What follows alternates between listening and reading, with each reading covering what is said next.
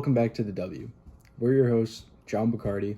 And I'm Alice Warford. And today we're talking about the most popular issue in the world right now, the coronavirus. Lately, the coronavirus has been taking over our world in ways we never thought were possible.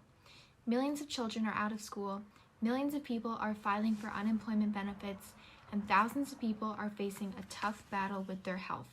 Not only that, but businesses across the country have been forced to close, and a lot of people are quarantined in their houses right now, waiting for the country to reopen. As we get into our broadcast today, we'll go over many of the important facts about the coronavirus, ways to cope if you have it, and its global impact.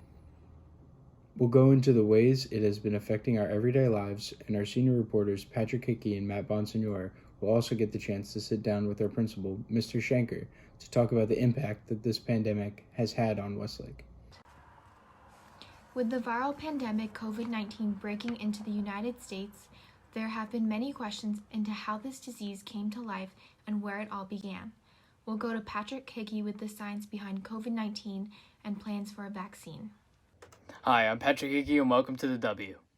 With the viral pandemic COVID-19 breaking into the United States, there have been many questions into how this disease came to life and where it all began.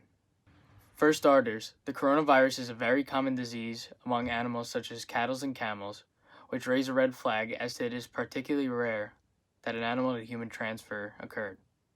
With the information we've learned over these past few months, it is believed the disease originated from a Wuhan seafood market in China, where wild animals, including birds, rabbits, bats, and snakes, are traded illegally.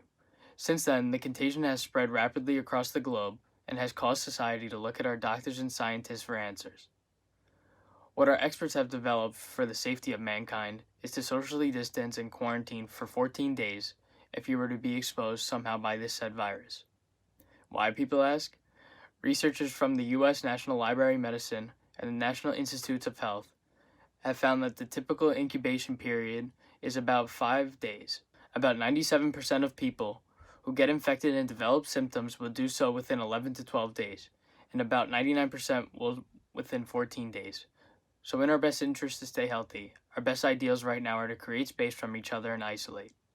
Everyone stay safe, and back to you in the studio.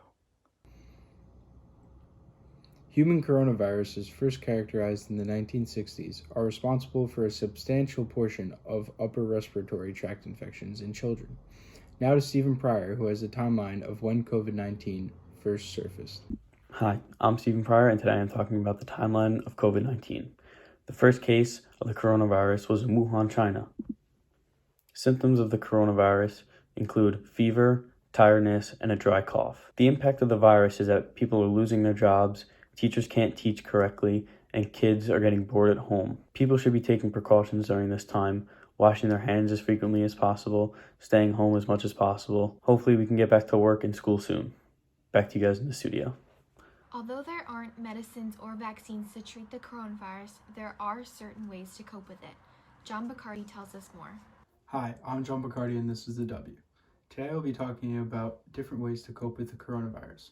Obviously, it's a terrible thing if you get the COVID-19, but you should always make sure that you keep a good mindset in a negative situation. While you're stuck in the house, find something fun to do. Decorate something, start drawing, you could start painting. That's what a lot of my friends have done. Recently, I asked my friend Nick Gorman, Nick, what have you done? He said, I started building a gym in my garage. I cleaned the whole thing out and I bought some stuff. I was like, okay, it's fair enough. Personally, I cleaned my deck. I thought that it was very nice of me to do that. Cleaned it all off, I painted it. Now my mom has somewhere to stay while we're stuck in the house. Obviously, this won't work for everybody, but for most people, this will work. People around our age, they tend to get antsy, stuck inside. So going and finding something new to do, it'll cure their anxiety and hopefully stress them out a little less. If this doesn't work for you, you can always find a way to help yourself on the Harvard Medical website under the article listed as Coping with the Coronavirus. This is more beneficial for older people because there's not as much for them to do. Obviously, some of them will be working from home, but that's still very stressful. And stress is not something that you want at this time. I wish everyone the best of health during this difficult time. I'm John Boccardi, sending it back to the studio. All around the world, the coronavirus has had an impact on our lives as we know it. To date, the United States has had the greatest number of cases of the virus, surpassing China. The U.S. has shut down businesses, schools, and public transportation, as most countries around the world also have. Now to Ray Lubrino on the worldwide effect of how countries are dealing with COVID-19. This is Ray Lubrino with the W. Today's story will be talking about the worldwide effect of the COVID-19 pandemic. All around the world, the coronavirus has an impact on our lives as we know it. To date, the United States has had the greatest number of cases of the virus, surpassing China. The U.S. has shut down businesses, schools, and public transportation, as have most countries around the world. China, where the virus originated, has begun to open up their economy after 78 days of full quarantine. According to the New York Times, New York City is the hotspot for the virus in the United States. According to the Worldometer, around the world, over 2.2 million people have been diagnosed with the virus, 148,000 deaths have been counted, and 560,000 have recovered. The world as we know it is in complete shutdown. Schools, work, everything is canceled. Only people who are still working are hospitals and essential businesses. According to Mike Pence, the Vice President of the United States and leader of the COVID-19 task force, these are the only places allowed to work since it's essential they stay open for the public. Across the world, this is happening. In Italy, France, and Germany, they're all making military ship food to homes and allow certain people to leave their homes, but during certain times. This is needed to minimize human contact.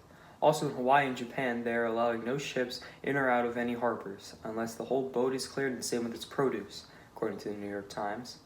Also, according to Fox News, the world is in complete shutdown and will be until further notice. In Europe, all schools and businesses have been shut down until further notice. No one quite yet knows when this will end, but once we get there, all business and schooling will be ready for reopening. The coronavirus started by people apparently eating bats and mice. These animals carry this sickness, and since being unknown of this, people got the virus without knowing that they got sick from it. President Trump, when asked about America's COVID-19 struggle, stated, his doctors and nurses went into a certain hospital in Elmhurst. I know Elmhurst, Queens. That's where I grew up. I know the hospital very well and seeing it all my life, my young life. And I will tell you that to see the scenes of trailers out there and knowing what they're doing with those trailers, their freezers, and nobody can even believe it. This has been Ray Lubrino. Back to you in the studio. Experts are saying that our economy hasn't looked this bad since the Great Depression. Tyler Hawkins discusses the coronavirus and how it isn't just affecting our health, but how it is also affecting our economy. My name is Tyler Hawkins, and you're watching The W. Coronavirus isn't just affecting our health, but it is affecting our economy. In many states, businesses deemed non-essential were forced to close, making the way we spend money change drastically. However, essential businesses like hospitals, supermarkets, bike shops, and places like food banks and homeless shelters were allowed to stay open. Chief economist at Wilmington Trust, Luke Tilley, said, "This is the sharpest decline in consumer spending that we have ever seen. Airlines, movie theaters, and fast food have seen a significant decrease in sales, but companies like Walmart and Uber Eats have actually spiked in sales. Grocery sales are up 79% since last year. A lot of streaming services and gaming are also benefiting from the virus. As of right now, the future of the economy doesn't look too bright. Experts say that until the threat of the virus is completely gone, economic activity is likely to remain quiet." Back to you in the studio. COVID-19 is a virus that has affected people across the globe in some way, and there is no treatment as of this report. However, there are major things you can do in order to reduce the risk. Matt Bonds tells us significant ways to protect yourself from getting the virus and staying safe. Hello, this is Matt Bonds, and you're watching The W. COVID-19 is a virus that has affected many people across the globe in some way, with no option for any vaccines or medicine that will help. Reducing the risk of getting COVID-19 is easier for the very young than for the older adults. This virus is more likely to affect older people and those with underlying respiratory issues. The number one thing you can do to protect yourself and others is wash your hands with warm water and soap for 20 seconds. Use hand sanitizer if you don't have access to soap and water. And if you do go out, stay away at least 6 feet from anyone else. This pandemic has affected people significantly around the world, with people spreading it and not even knowing. You can carry the virus for 2 weeks before showing symptoms. There are major things you can do in order to reduce the risk. Dr. Hawkins from Houston, Texas has also stated they found out that some people with certain blood types are more likely to contract the virus than other blood types. That's why staying home and taking the necessary precautions will help you stay safe. Recently, the federal government changed its stance and began to encourage people to wear masks and gloves, even if you're not sick. Still, the most effective way to prevent the spread of the virus is social distancing, and that will be key in the next couple months, slowing and ending the global pandemic. However, while we've been slowing the spread of the virus with social distancing, people have been out of work or lost their jobs. All stores and shops considered unessential are closed at least until sometime in May and maybe even longer. The government is trying to support those who lost their jobs by extending unemployment benefits to help support people who have lost their jobs or can't work due to illness. The more people that listen to these rules, the faster this pandemic will end. It is going to take time, but if everyone follows the rules and stays safe, hopefully it'll end soon. This has been Matt Bonds. Thank you for watching the W, and stay 6 feet apart. The U.S. Department of State has been trying to save lives by enforcing social distancing measures. Social distancing is when we deliberately increase the physical space between people to avoid the spread of the infectious diseases.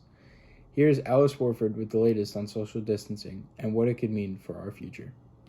I'm Alice Warford, and welcome back to the W. As you all know by now, the coronavirus has become the most concerning issue around the world and has affected all of our lives in a very unpredictable way. Unlike an epidemic, the coronavirus is a pandemic, meaning that it is prevalent throughout the entire United States. Because of this, government agencies like the U.S. Department of State has been trying to save lives by enforcing social distancing measures and distributing medical equipment. The U.S. Department of Labor has been providing financial help to those who are unemployed and facing financial struggles. However, these measures are only doing so much to stop the impact that the virus has made on the economy. The good news is that the curve in the United States seems to be flattening due to the social distancing measures our local governments have implemented. Social distancing is when we deliberately increase the physical space between people to avoid the spread of infectious diseases. Many people are doing this by working from home, visiting loved ones virtually, and canceling gatherings like weddings and religious events. Most noticeably, schools across the country, including colleges, are suspending classes and switching to a web-based learning system. All schools in California and in New York City have officially shut down for the rest of the year, which is extremely sad for the graduating seniors who will miss out on the rest of their senior year. Social distancing guidelines were first mandated in March, but President Trump has extended these federal guidelines until May 15th, which has become very controversial. Even though social distancing measures are the only guarantee for preventing the spread of COVID-19, it has caused many people to lose their job and for lots of small businesses to go into bankruptcy. Since there are no vaccines or medicine for the virus, keeping distance from society is the only measure that will stop someone from getting sick. Some experts are even saying that we should wait until 2022 until we start abolishing social distancing guidelines. This has been Alice Warford with the W, and thank you for watching. The coronavirus pandemic has been affecting everything in our community, from school closures to small businesses. Here's Marc Denunzio with more on the impact to our community. Hi, I'm Marc Denunzio, and this is the W. The coronavirus pandemic has been affecting everything, but how is it affecting your community? With coronavirus spreading rapidly, it's affecting communities by school closures and closing all stores except for essentials.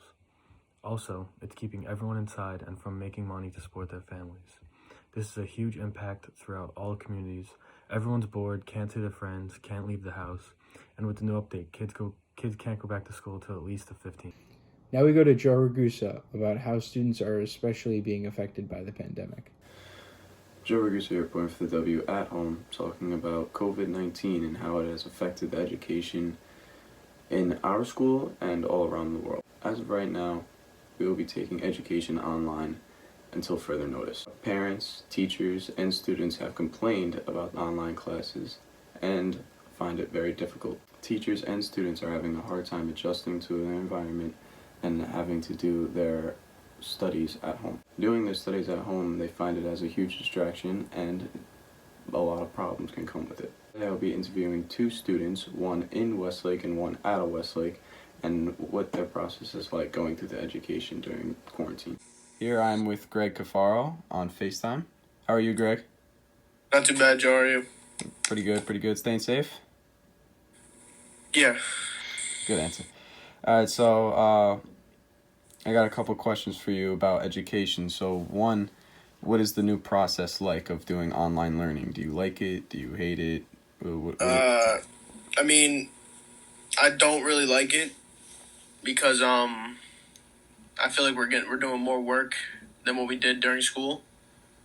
You know, I mean, it's nice, staying home instead of actually going to school, but still, just the amount of work, it's a pain. And how do you feel as a senior to have to go through this? Because, like the fourth quarter, we were supposed to be on internships, but now fourth quarter, we are in school. So how do you feel about that? Well, for me, I can say for myself that I was passing, but like barely. So if we were to go to internships in the fourth quarter, then I would just be clear and I would have been graduated right there. But since we still have to do schoolwork, I'm still, trying to maintain the passing average so I can graduate high school. Okay. How do you feel about not having an interview and an internship anymore? I mean, my internship is what I'm going to be doing right after high school, so I guess I would have rather done an internship so I can get used to, the work field and everything, but I guess I'm going to have to just go right into working and actually getting paid. And last question is, what do you think like the teachers are feeling? Like the bunch of teachers are saying that they had problems. There's not a lot of problems with it. Like, has there been teachers that gave you problems, anything like that? Obviously, don't name them, but. No teachers have given me any problems. And I'm sorry, you asked how the teachers are feeling about this? Yeah, like how do you think they feel? Like if you were a teacher, how would you feel about this? Well, I would absolutely love this, and I think the teachers love it as well. Because now, instead of them having to go to school and teach for the whole day, for 5 or 6 hours a day, now all they have to do is just make assignments and just send them out to us. And maybe a couple Google meetings here and there, but they have a lot less work to do. And some of these teachers, they live far from the school, so they don't even have to go to the school no more. They can just sit home and get the work done. All right. Thank you, and this has been the W. Now I'm here with my sister Brianna, and she's going to college and was supposed to graduate this year, but due to the coronavirus, that might get canceled or whatever's going on. But she still has to figure out her school stuff and is still doing online learning. So I'm gonna get her intake on what she thinks about it. First, where do you go to school? I go to Mercy College. Okay, and are you continuing with online learning? And if you do, what do you think about it? Do you hate it? Would you rather be in school? I would definitely rather be in school. Why? So many reasons. First of all, this is my last semester as a student in general. Like, I'm never going to have any other learning experience. Like, I sat in a classroom for the last time and I didn't know that it was my last time. Exactly. And I guess just because the whole learning dynamic kind of changed. I'm a graduate student, so it's not that I'm just learning sitting in a classroom learning something. It's that I'm learning what I'm going to be applying for the rest of my life.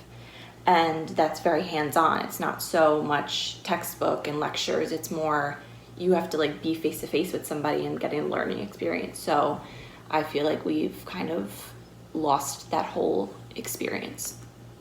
I don't know if you could do this, but if you had to put your feet in your teacher's shoes, how do you feel what they're going through? Do you think it's hard for them or do you think it's easier for them? No, I think it's much harder for them. I have to say that I think teachers, I can speak for my teachers, but I do feel like a lot of teachers are handling this very well. But no, I don't think it's easier for them at all. I think that if anything, they have had to change their entire curriculum and their whole dynamic. So it's going to be it's different for them. They're adjusting just like we are. And how do you feel about possibly graduation getting canceled for you?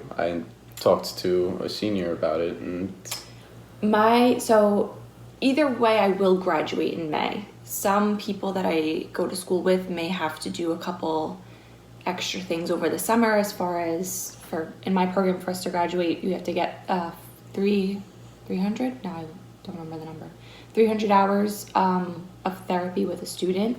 Some people that weren't able to do that. So some people are not able to graduate in May because of that.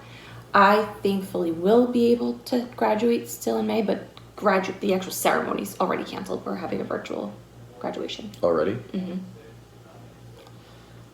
Yep. This has been the W. Back to you in the studio.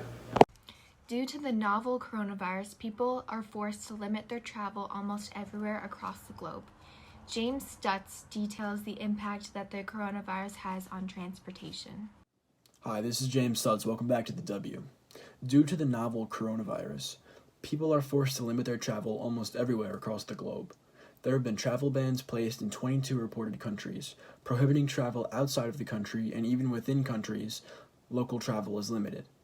President Trump is currently questioning limiting travel within the country, but for right now, almost everyone travels with the mask in densely populated cities to avoid the potential spread of the virus.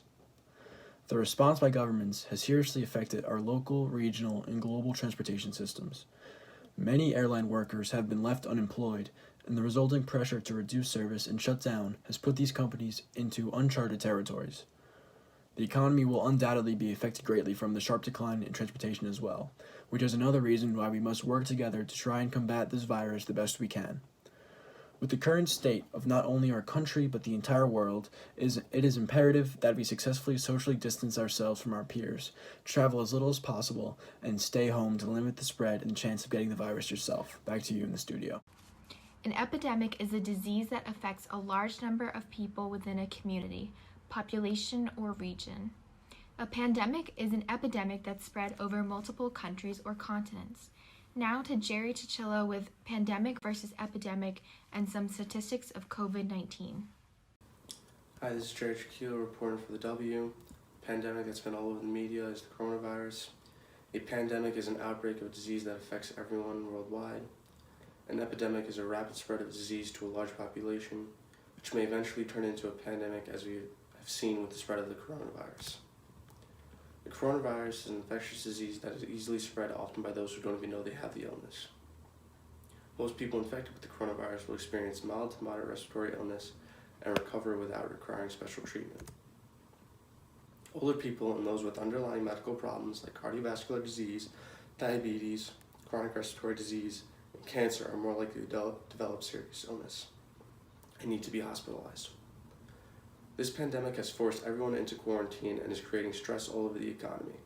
People have lost jobs, businesses have been forced to close as workers are now required to stay and work from home. There are approximately over 1 million confirmed cases worldwide, over 100,000 deaths. However, over 400,000 people have recovered. The United States leads with over 500,000 confirmed cases and over 20,000 deaths. At this time, there are no specific vaccines or treatments for the coronavirus. However, there are many ongoing clinical trials evaluating potential treatments. The best way to prevent and slow down transmission is to be well informed about the coronavirus and the disease it causes and how it spreads. Protect yourself and others from infection by washing your hands or using an alcohol-based rub frequently and not touching your face and practicing social distancing. Through these measures, we can only hope to return to our social atmosphere, and let's hope everything goes back to normal as soon as possible. Thank you. Back to you in the studio. Lastly, Pat and Matt sit down with Mr. Shanker to talk about the impact that this pandemic has had on us. Here's what they found in our next episode of Top Talk. Hello, I'm Matt Bonds. And I'm Pat Hickey. And today we're with Mr. Shanker. Mr. Shanker, thank you for joining us back on our Top Talk. Hope you and your family are staying safe. We are, and I hope the same to you and obviously all of our viewers online now in this distance learning world. Me and Pat did come up with some questions and some general questions about school and the global health crisis, and we were wondering if you can answer some. Question is, what happens with all the senior activities, like football first, like prom? So the biggest, I think the biggest blow to schools, especially high schools, are when you start thinking about all the end of year events, whether that be senior events like prom, graduation, obviously huge. But even the underclass awards and the other awards ceremony, sports awards, spring sports, all those things that were impacted. So it's tremendously impactful on seniors especially, but certainly across the high school. So some of the more particular events like prom, in particular, and I actually just had a regional meeting with my colleagues, my principal colleagues around Westchester last night, talking about what everyone is doing and how everyone is handling this. And with the exception of one school that already actually canceled their prom, everyone is really trying to hold back on making any final decision to see what happens when May 15th comes. Will the governor remove some of these social gathering restrictions? Will there be some easing, of some of the rules that are currently, safeguarding us? And if there is, then I think we have a lot of quick decisions to make and a lot of fast-paced decisions to make. But could we come up with some gathering? Could we come up with something that is compliant with health and safety, while also giving seniors an opportunity to have something meaningful or at least resembling a prom-like experience? Thank you. And like the same kind of question, like for towards like graduation, like is that going to be towards like kind of the same thing, or? I think graduation to me is actually even more impactful, as much as that may hurt some seniors to say that graduation is more important than prom. Symbolically, as well as really what it signifies, graduation is extremely important. In comparison to all the events that seniors experience through their 13 years of school, high school graduation is the most momentous occasion. So I think we have some options, and we've begun to explore some of those options. As you guys were part of the senior meeting on Friday that we had, which was great to see over 100 seniors sign into that. There is almost, I would say, probably unanimous consent or unanimous agreement among seniors that at all costs they're trying to avoid a virtual graduation. Right? That wouldn't be my ideal scenario either. So I think we have a few things to explore with graduation, and I actually really want to take the time to come up with something that can be the most personal, the most, I would say, memorable, while also being safe. So I'm keeping my fingers crossed that because graduation is further out than where prom normally is, we have a few more weeks of time to really kind of let things unfold, possibly see the restructuring or reduction of some of the controls that are in place right now. And even that means doing something where maybe we could gather on the campus, but maybe it's a limited capacity. Maybe it is just the graduates and their parents. There are no other family. There is no band playing. There is nothing else. But it is something symbolic to what it means to graduate from high school. All right. Thank you. All right. So, do you believe we're gonna have school in the summer? I would say it would be very, if you take it from a practical standpoint, right? All the things that would have to be negotiated and worked out, not only with families, with students, with teachers, the likelihood of pulling all those things together to then enforce a summertime continuation of this type of learning. I think people, you guys are seeing in the news now, you're seeing national protests around just being locked in your home. Imagine a student uprising if we said this distance learning would continue throughout July and August. Yeah, I think we might have something similar from students. At some point, we are going to have to face a couple realities, right? First reality is this is not the most ideal learning environment. Educators know it. I think students know it. So it's not the most ideal. It is right now, I think, a Band-Aid on a very serious worldwide issue, pandemic. But it is not the answer to what meaningful education and learning looks like. So to continue something like this in the summer wouldn't, in my mind, wouldn't be a wise use of everyone's summertime. I think people are going to need, and this is the second consideration, I think people are going to need some time off, because what happens if we come back to school in the fall and we see a resurgence of this in late fall? and we're Yeah. put back into a distance learning environment again, are people going to be ready and willing to do that after spending the entire summer also in a distance learning environment? I think at some point students and adults are going to have some burnout. Yeah, for sure. Yeah. So our next question is like all of sports are canceled, or they're gonna maybe pick up back, or is it just done? So I think, it's interesting. This section, our section 1, as with all the sections across the state, have been in constant kind of communication with athletic directors. I know that our coaches obviously are staying connected with their teams through distance learning and doing some routines and workout, videos and the like to keep people least engaged. If you think about it from a practical point of view, again, right, the further out we push that return date, the further out past May 15th it goes, without knowing that students have adequately practiced, stretched, warmed up muscles, done all that, and you build that in.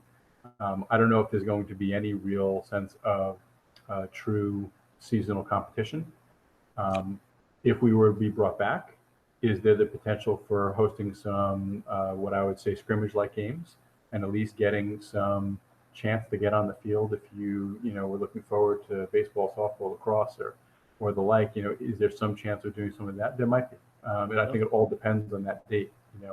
May 15th, is where we got our eyes set right now. If May 15th means that we get a green light to say June 1st, you guys are going to be able to up and run, we might get a few scrimmage games in. It might be exhibition games only and not really count towards any season, but at least it gives our athletes a chance to get out there. Yeah, that's cool. All right, so another question we have is for the upcoming year, do you believe school will be ready to open in September? I think from a facilities point of view, we certainly will be. Even in the days before we closed down, our custodial staff, and under the direction of Mr. Strack, our facilities director, really ramped up their cleaning routines. They really ramped up the sanitation routines that they had, the sanitizing routines, and the machinery that actually our district purchased a couple of years ago, really because of the bad flu season we had a couple of years ago, really sets us up for making sure that the buildings are going to be clean and ready to open. Instructionally speaking, I don't see any reason why we wouldn't be, as long as we are given, enough notice about when does all this come to a close, right? When does the distance learning come to a close, and when can we actually start turning our sights towards next year and planning? As you guys know, I have to start building the master schedule next year. That usually starts literally right around this time frame when I start building it. I need to start getting that up and running, so I will be prepared with a schedule. Our buildings will be prepared to be clean and ready and safe. We just need the green light from our government to say go ahead. Yeah. And then one of our last questions is, what about the final exam week, and when would school end? If you think, what would you think? So I think, as I said to the seniors, in our meeting on Friday, and I'll be releasing it, I'm going to be releasing just an overall plan for what's the actual weight of all of our quarters now that we, kind of have third quarter kind of rolled into this super quarter, this fourth quarter. What's the actual weight of all of our quarters? When I roll that plan out, you'll see this in writing going to all students, but there is not going to be, I've met with all the departments, there is not going to be a final exam week. Regents exams, as you guys know, have been canceled at the state level. So there are no final exams collectively across all subjects, all departments. So that being said, there's really only a couple things that are going to occur, where typically school would have ended on that June 15th and we would have transitioned into exam period. We're waiting on direction from, once again, from the governor's office, what's going to be the requirement for distance learning. Are we going to continue through and up to June 25th, the end? Is there going to be some allowance given to schools to decide, our seniors done? Do I get to make that call? And the like. So it's a lot of it is still up in the air with regards to direction from the governor's office. But my sense is, I know for certain there's no final exams for us. So it'll just be a question of what form does our instruction look like in that last week and a half. Okay, thank you. No problem. Well, Mr. Shanker, thank you for joining us on today's episode of Top Talk and for answering all of our questions. I hope you and your family continue to stay safe and practice social distancing. I appreciate the opportunity to meet with you guys and look forward hopefully being back in the building before the wrap up of the 1920 school year. So stay safe, give your parents a hug, say hello to your siblings, and I will hopefully see you soon. All right, thank you, Mr. Thank you for joining us and watching the W. We hope you're taking this time to stay inside with your loved ones and stay healthy. See you again in May. Oh, wait, it is May and we don't have school. No. Oh, that's not going to work. I don't know what to say. That's a joke, because this isn't going to work because we're not going to have school because school's canceled. All right, I guess. We hope you're taking this time to stay inside and stay healthy with your family. See you again on the next episode of the W.